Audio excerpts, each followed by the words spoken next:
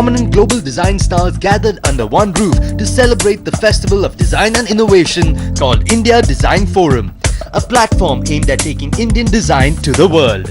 IDF, we believe, is the singular platform and a unique platform to address all the verticals of design. We are very concerned about the lack of understanding of design. Most times design in India is perceived as luxury, elitist, or fashion.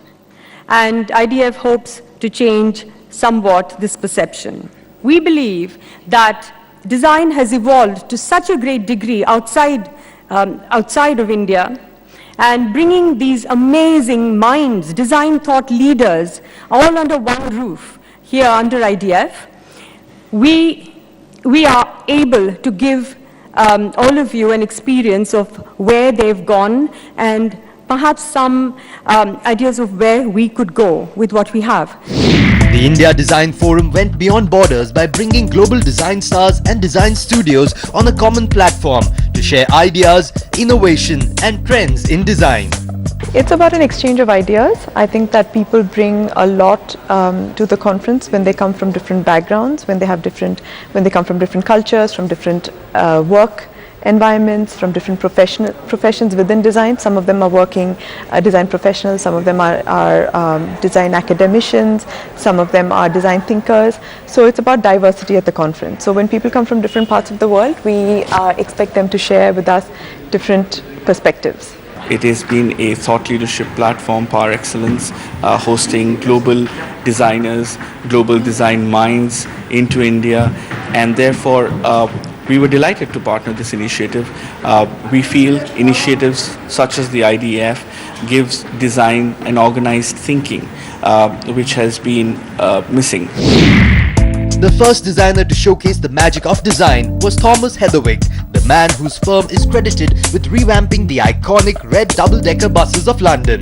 Thomas unveiled the role of innovative design thinking in transforming the world around us.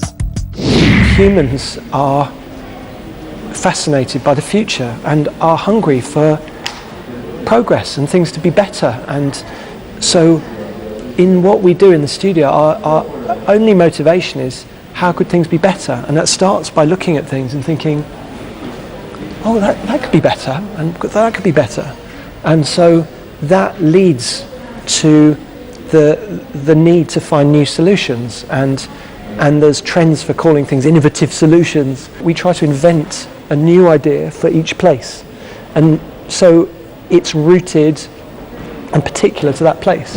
Next design showcase was a session by Lloyd Group on design thinking for India. The panel discussed the need for promoting industrial design in India. I don't see the government changing on its own, but I do believe in the last few years you've had this complete upsurge of use of social media. I believe if people in colonies and cities, etc., can be given an option by saying this is what they are planning, but if you do it this way, all right, at the same cost, you can get something that is dramatically different, much better, much more suited to the local environment, and is Indian. It's not a knockoff of a HOK tabletop book, which typically you see in most of the construction you see around India. So I think we need to energize, educate, make people aware that there are options available at reasonable price points, which are not going to dent the budget of the local government or the state government or the central government. And we will, over a period of time, start seeing a better, improved, designed India around the individual. First issue or problem would be, how do we handle the society that has so many different departments? So that would be, so as you think through the problem, your actual need changes. And that's something we need to highlight in this new process, is you may start in one direction, but as you go to that direction, you'll see a lot of other issues that you need to handle. And you start thinking of that and then finally get to where you want to be. You think that everything is self-evident, and it is as it is, you cannot change it. Whereas the reality is that it has been changed over the years, and it is possible to change it. The only thing is that you have to create this awareness that change is possible. And then you need to have to make a lot of people believe in this change, And then you have to tackle it from top to down and from down to top on all levels. India has some of the best schools in the world, the technology schools, but also the business and management schools, and then the design schools. But I don't see a lot of exchange between these schools and have programs where actually a designer from one school, an engineer from other, and a student in business or management get together and learn and develop these solutions. So I would like to see more on an educational level, more collaboration between all these various disciplines and together tackle these challenges. Next up, a session by Italian designers who explained what it takes to create models of success in the area of product design. I think that one of the reasons of the success of the Italian design stays in this capability to take together, to bring together the past with the future. And this is due mostly to this capacity of combining high craft with high tech. We are very famous for lamps, furniture, but until the Second World War we were importing furniture, you know. Then we started a production because companies were investing in research, working with designers, you know. And the challenge nowadays is just to think of the real needs of people. It's time for a short break. But on the other side, fashion designer Sabyasachi Mukherjee will unveil the charm of heritage design. And you will be in a happy place.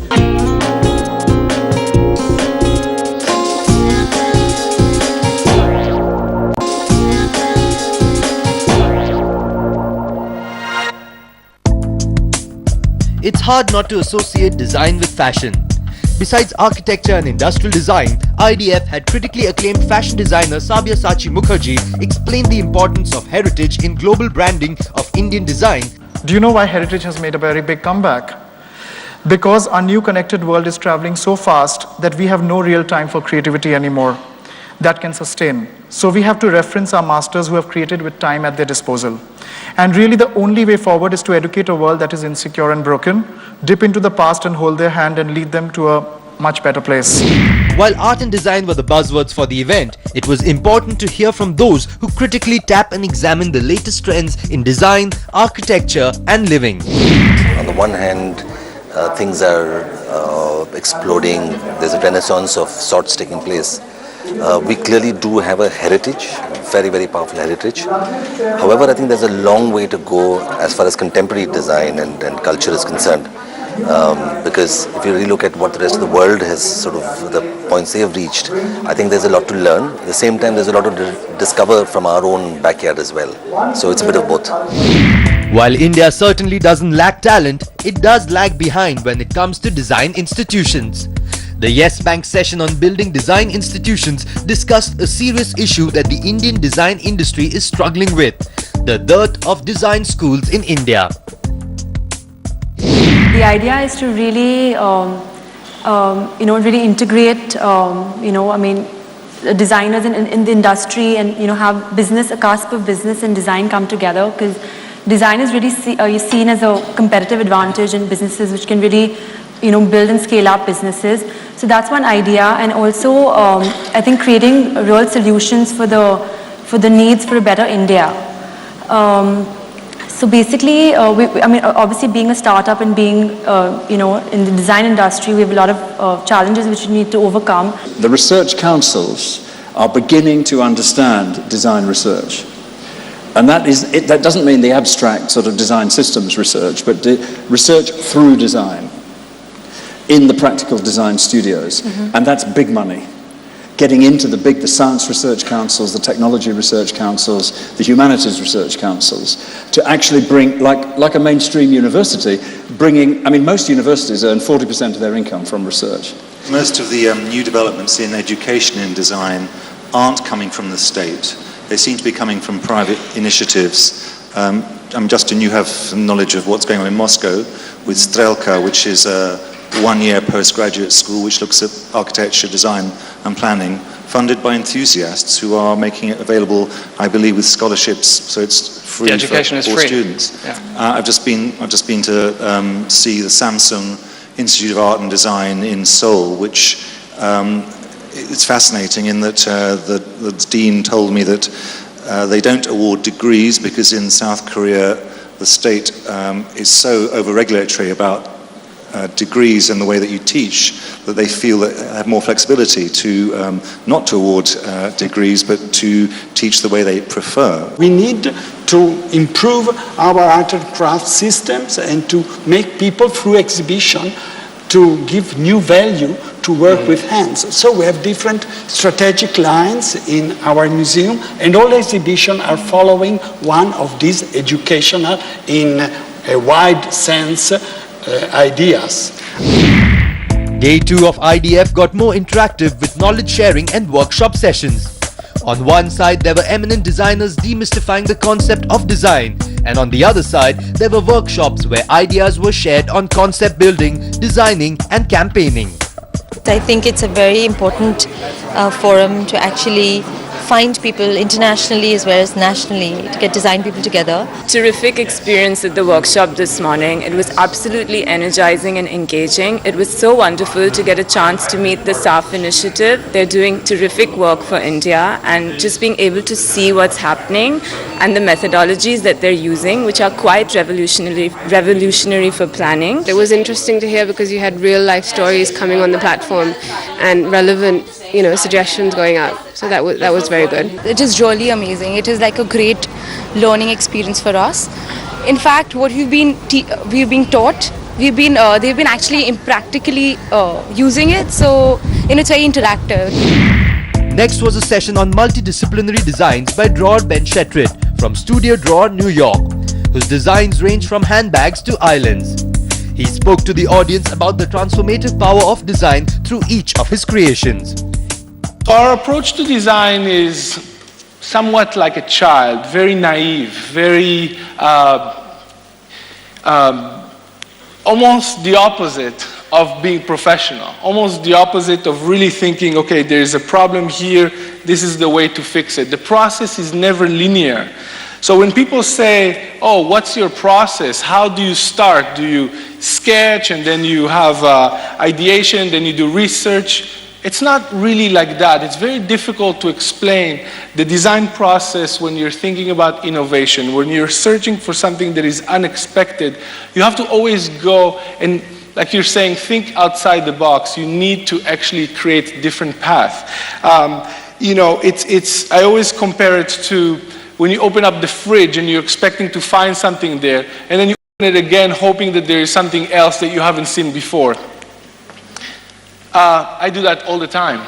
So it's really not a problem. It's just because we can imagine that something else will be there, and next time we're opening, we're hoping that our reality actually created and it's there. So it's the same like our way of thinking of every challenge. We're trying to imagine, we're trying to put the knowledge aside for a minute to really think about what is it that could happen? What is this dream that can create this maybe? I think that really what it takes to be a multidisciplinary is to think about everything around you, to really not be closed-minded, to always be open to possibilities, to really examine the world we're living in, to really look at structure as well as food, as well as furniture, and whatever it is that is around us can inspire us for something else. I think that's one side which kind of starts with the idea. Then comes the second part, which is always to make sure that we are bringing the knowledge, we're bringing the experts that can actually help us visualize what we are trying to do. Design is not only about the permanent and bulky structures, but also about intelligently designed temporary structures that fascinate the world. This is the mantra of celebrated UK designer Asif Khan, who designed Coca-Cola's Beatbox Pavilion at the London Olympics. People need to feel, in a way, liberated to discover new potential in design and architecture, and I think that comes from two sides. It's liberating the clients and also liberating the consumers of design. So if the two of those can be inspired by maybe what the speakers at the conference are talking about, then we can help them make something new for themselves, and it will be something very local to India. It should be, rather than an imported style. It has to be generated here. After a short break, we'll see Christian Louboutin reveal the secret of his red-soled shoes. My shoe, I have a huge attention to details.